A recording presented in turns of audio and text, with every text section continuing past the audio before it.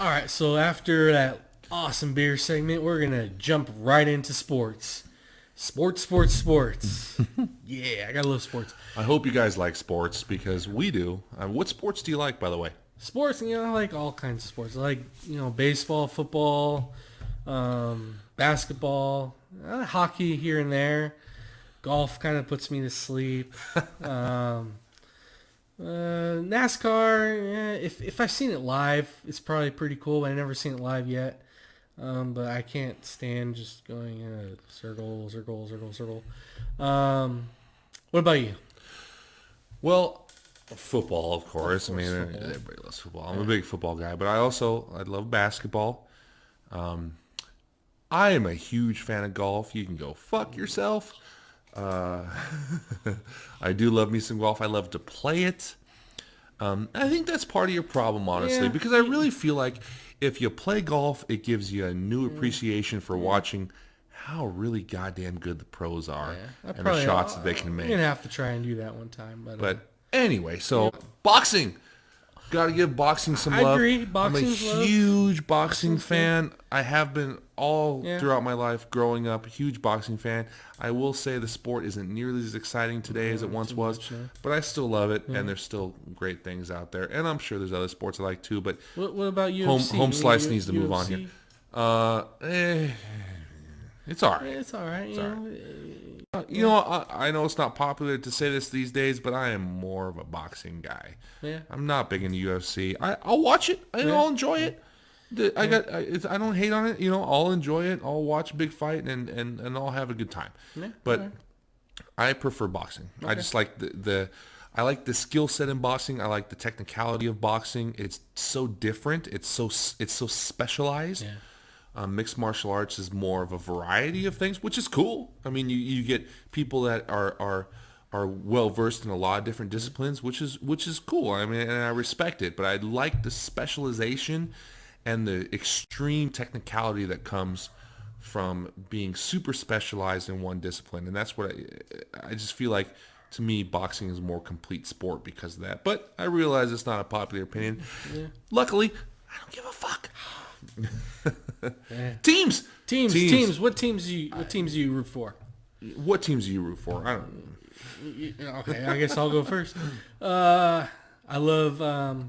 I was kind of raised in Parma, Ohio, so I'm a big Cleveland sports fan. So I love the Cleveland Browns.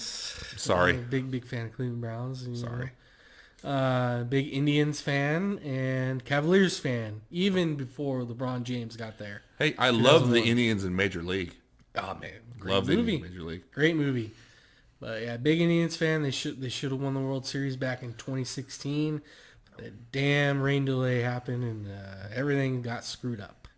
But what about you? What's your teams? Well, I'm kind of I'm kind of all over the place. Let's put it that way. So in football, I love the Broncos. Yeah.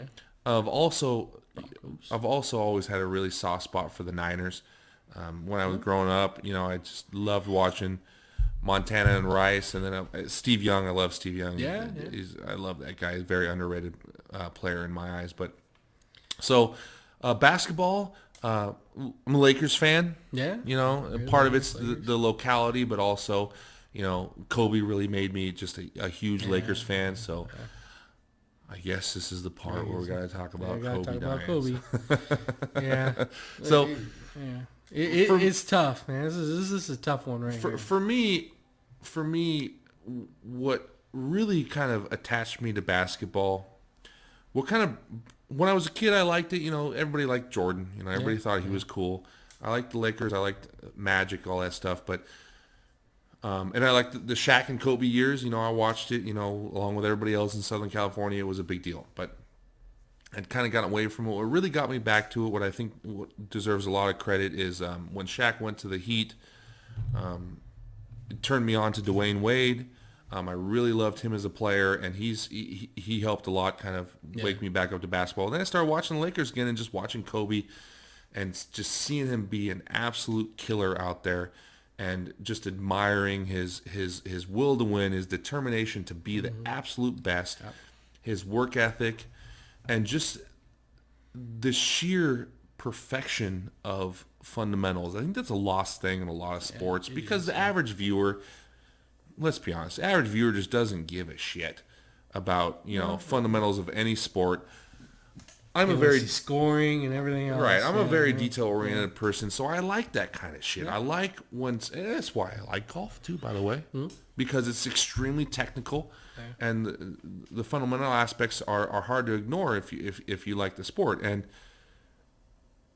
for me, seeing the level of mastery that Kobe had of that stuff was just inspiring to watch, because to get to that level takes so much work and so much determination. And I think that's really the hallmark of his career and his legacy to me, is the fact that he had, I mean, let's be real. He was a great athlete. He had amazing physical talent, but he was not as athletic as Jordan. Yeah. He was not the physical freak that Shaq was, or that Wilt was. Yeah, that's true. Yeah. He got to where he was through sheer determination of will and wanting to, and working harder than anybody else would even come close to. So, for me, that was inspiring, and that's kind of what he stood for. Is that sheer willpower, and that willpower that he had made him seem invincible. So that when mortality struck, when he died suddenly like he did, and his daughter was on the helicopter with him, some of her teammates and their parents were on the helicopter with them, it was just a wake-up call to how fleeting life can be, no matter how great you are at what you do, no matter how strong of will you are. You just can't control everything. I would have never thought that. I would have been like, Kobe ain't gonna fucking die in a helicopter, man. No. He's way too powerful for that. He's like Superman. Yeah. It's just not possible. But it is, and you just never know sometimes. Yeah, man. And it teaches you. Unfortunately, and this happens a lot, where we learn more from people in death than we do in life. Yeah, I agree. In death, it teaches you to enjoy everything and to enjoy what you have. But I think we also need to look at what he did in life, because he went through a lot of ups and downs, of course, a very polarizing figure. But his determination was second absolutely to none. And that's what's inspiring, is that willpower and determination to be the best and to strive to be the best. And not everybody can do that. No. But you can still strive to be better. And that's really what it was. Because even when he was the best, even when he was better than everybody else, he still tried to be even better. He still strove to be better. And that's a lesson that can be learned for sure. Exactly, And from that, we say rest in peace to Kobe Bryant. Rest in peace to everyone that was on that helicopter. We remember you. So, okay. You want to talk about golf now? Not really. So, but unfortunately, we're going to move Masters on. Masters a couple months away. Masters a couple months away. Don't forget the Masters. Yeah, whisper it. Yeah. Masters. But hello, friends. Yeah, we're going to kind of move on a little bit here. Have you been watching the XFL, man? XFL.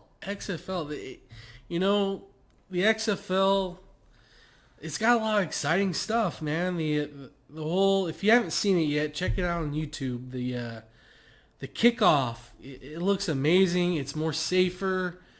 But it still keeps the kickoff in the game. Keeps the kickoff in the game. You have to kick. Yeah. There's always going to be a run back no matter what. And if the kicker screws up, they get penalized for it. So here's one thing that I will say, though, is one of the reasons I think they should keep the kickoff in the game is for the onside kick, because now I know that the NFL is toggling with the 4th and 15 thing, which I think is gimmicky.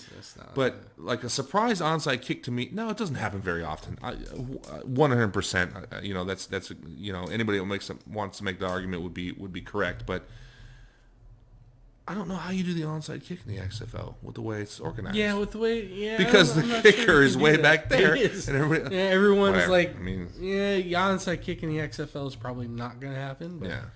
But I mean, the XFL, it got a lot of cool rule changes and everything. I think what's cool is the the sideline interviews. You make a mistake, and then you got a microphone in your mouth. Like, why'd you do that? You know, that stuff is amazing. It's NFL. And you get people. The NFL, you got mic'd up people, but you don't see it till afterwards, like after like a week or so. You know, and it's edited. Holy hell! It's not live. So it's not live. So that is awesome. You can hear what the coaches are play calling and stuff. That is so awesome. I think the XFL is here to stay. I think in about 1 to 2 years, the NFL is going to be in bed with the XFL as its minor league system. I think college players, like high school players that are wanting the decision to go to either college or XFL, it's going to be a major decision because either A, you get a free ride to college, but you don't get paid. Or you can go to the XFL and get paid. But, you know, hopefully the play on the XFL will get better. It's kind of been sloppy here and there. There's been a couple good games here and there. Right now, the DC Defenders and the Houston Roughnecks look really good, but that's about it. You know, hopefully other teams will pick it up. Well, hopefully it's here to stay just for the sake of having more football and competition because, you know, I mean, the Super Bowl just ended and the Super Bowl was great. You know, it was fun. Great Super Bowl. And, you know, Mahomes is a beast and the Niners defense is a beast because they had Mahomes shut down for 3 quarters, which is tough to do. Yeah. And he did not play very well first 3 quarters, but and that 4th quarter. Yeah, money time. Money time, baby. I think Patrick Mahomes, man, he's the real deal. He's the real deal. He is the next superstar of the NFL. Yeah.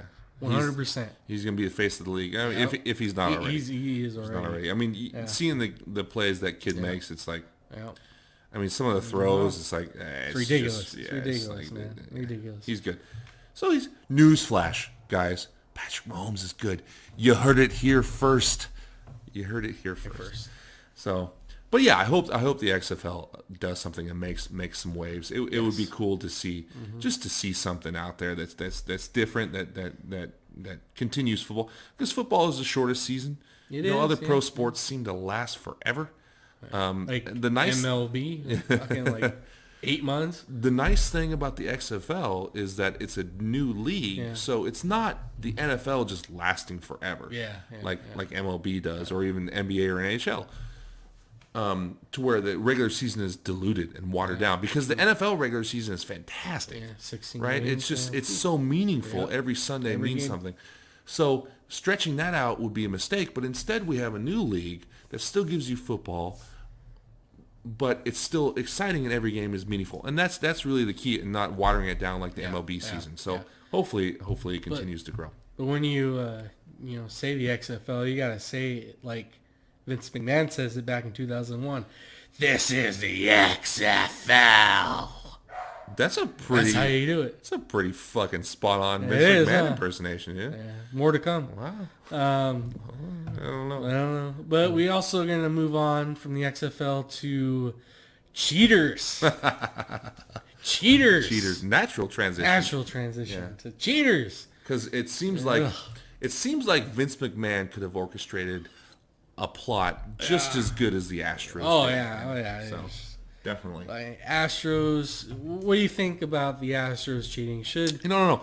So initially, I thought it was a pretty big deal, but I was also kind of weighing it by saying, sign stealing is a part of baseball, and yes, they broke the rule by using technology. I get it, but it has really turned into something that's way bigger. And what made me kind of realize that was bigger than I initially thought was just hearing other players throughout the league talk about how it affects other players, not big name players or big name teams like the Dodgers and the Yankees not winning a World Series, but just players on teams that lost out on contract money because they were knocked out. Knocked out.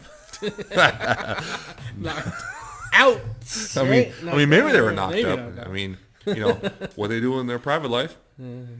No skin off my back. Yeah. But no, because they were I don't know, beaten up. Is that a better phrase? By the Astros and pitchers, obviously.